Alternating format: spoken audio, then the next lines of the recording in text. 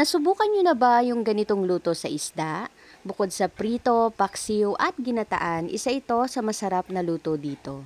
Nilatik na isda. Bukod sa masarap ito, tipid pang ulamin. Siguradong mapaparami ang kain ninyo. At katulad ng sa pastil, pwede rin ninyong itong i-stock.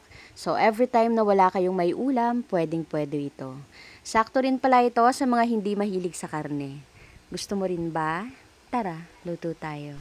At sa recipe na ito ay kakailanganin natin ng isda. Tulingan po yan na pinaksiw ko na, malunggay, sibuyas, luya, bawang at coconut milk.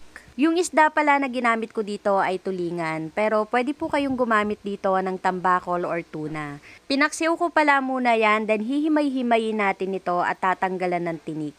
And shoutout po pala kay Aida Hernandez from Laguna, Victoria Lee from Canada, Francisco Mercado from Sydney, Australia, and Risa Pasqua from California.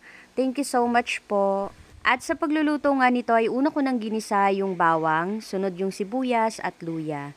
Hintayin lang natin itong mag-aroma bago natin ilagay yung isda na hinimay-himay natin kanina. Haluin natin ito at lutuin pa ng mga ilang minuto or hanggang sa matoasted ng bahagya yung isda bago natin ilagay yung coconut milk. After ng coconut milk, timplahan na rin natin ito ng mga pampalasa.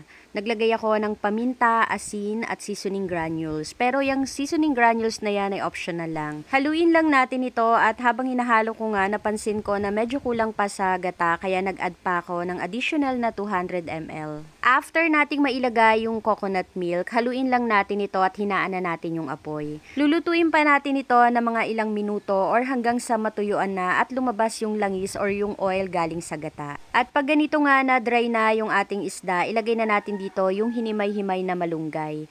Haluin lang natin ito at lutuin pa ng ilang minuto hanggang sa matoasted ng bahagya yung isda bago natin ilagay yung ceiling green. After kong mailagay yung ceiling green, hindi ko pala kaagad muna inahon yan. Niluto ko pa yan na mga 4 to 5 minutes hanggang sa matoasted pa talaga yung isda bago ko to inahon sa kalan. And ready to serve na ang ating nilatik na isda. Gusto mo rin ba? Tara, kain tayo.